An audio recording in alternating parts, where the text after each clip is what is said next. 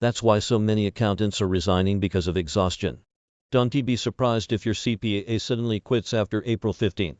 While the Great Resignation is delivering higher than normal quit rates in many industries, accounting is a field where turnover isn't unusual.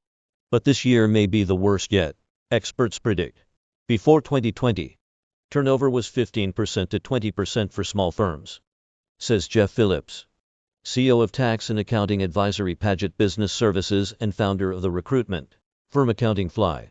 Our industry is set up to burn people out, but over the last decade it had gotten to its max peak before we even hit the pandemic. Now it has gone through the roof. The pandemic exacerbated an issue that was already there. The IRS delayed filing deadlines, which help businesses and individuals, but didn't necessarily help accountants. And then there were businesses who needed help with the Paycheck Protection Program.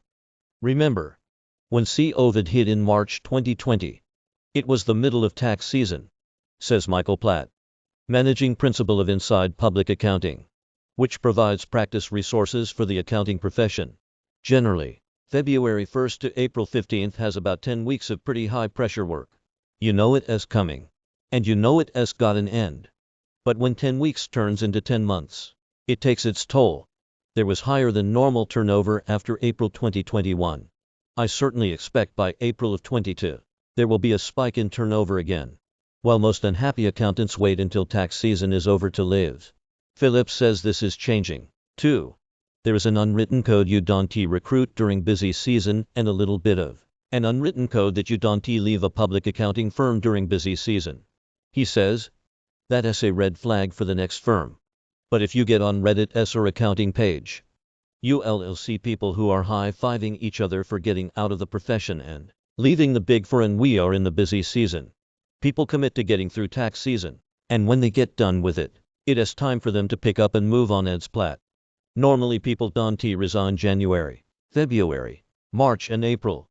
It leaves your peers in a lurch. Short term, there might be a stigma attached to it, but I think everybody gets over it pretty quickly because the need is so high right now.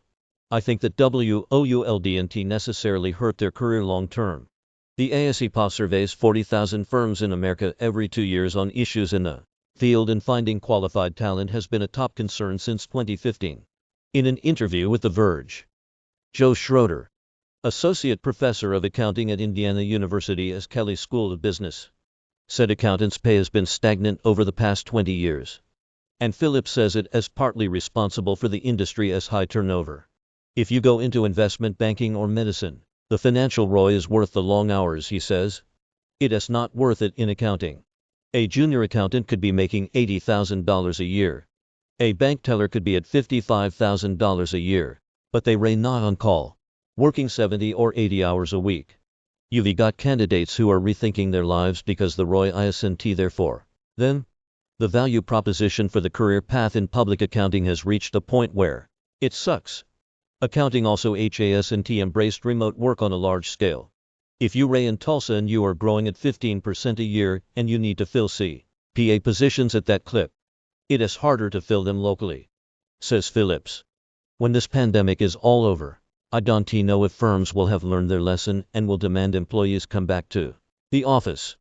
It is the conservative, slow-to-change nature of our profession. The accounting industry also hasn't made a genuine commitment to work-life balance, says Phillips. If I walked into a room of managing partners at large firms and said, you should embrace responsible, unlimited PTO, I'd get some head nods, he says. But no one would take that seriously. It is a business model that needs to change. Some of these accountants move into management accounting, focusing on financials inside a business instead of handling taxes. There is always a rotation of people through the CPA track into industry accounting, says Russ Porter, CFO and Senior Vice President of Institute of Management Accountants. During the initial outbreak of the pandemic, there was a low amount of movement out of public and into private company accounting. That lull is leading a lot of people to reevaluate. Now that things are settling down with a pandemic, a lot of people are thinking it is time to look at what else might be out there. Many leave the industry, which is a concern, says Platt. Especially over the last 2 years. Those who are leaving tend to be getting out of public accounting altogether, he says. But Porter believes the pendulum will swing back. I think as 2022 and especially 23 go on, we're going to see more of those people coming back into the workforce, he says. Some of them maybe go back to previous employers. But a lot of them will probably find new jobs or new careers that they've decided to embark upon because they're reevaluating a lot in professional life. Phillips says retention starts with money. If the ROI is broken and other industries have this similar churn and burn approach, pay more, he says. I don't think they have a choice. KPMG said last week it was going to do $160 million in salary increases for its 35,000 employees. They're not doing that out of the goodness of their heart. They're doing that because they're arriving at the same conclusion. Porter says giving all employees a raise could be a knee-jerk reaction. For some industries, that is going to be the right answer, because structurally they need a higher compensation level, he says. For others, this might be very short-lived. Other middle-market firms have committed to 40-hour work weeks during busy season, says Phillips. That is less than half what you're normally doing, he says. They are eating some profitability, but they have really happy people. Their turnover isn't perfect, but it's a lot better than the norm. Another solution is to address the culture. Like all industries, our workforces are millennials. Millennial couples. Moms and dads who work and need to take care of sick kids or sick puppies and emergencies at home, says Phillips. If a culture at a firm is not letting you live because you have to be on call, it is so easy just to walk away from that. More companies are offering remote work, too. West Coast and East Coast firms in higher-priced markets are reaching out to the firms in the Midwest where people cost less and pitching them to take a Los Angeles-based salary, working from home in your pajamas, says Platt. That pitch has been relatively successful.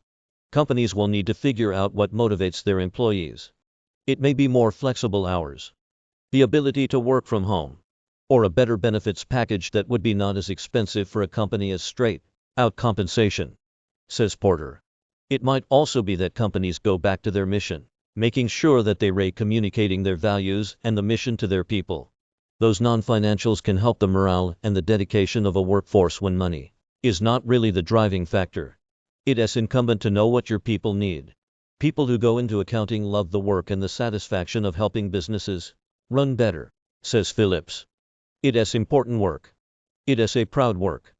It is not accounting that is broken. It is the career plan of public accounting.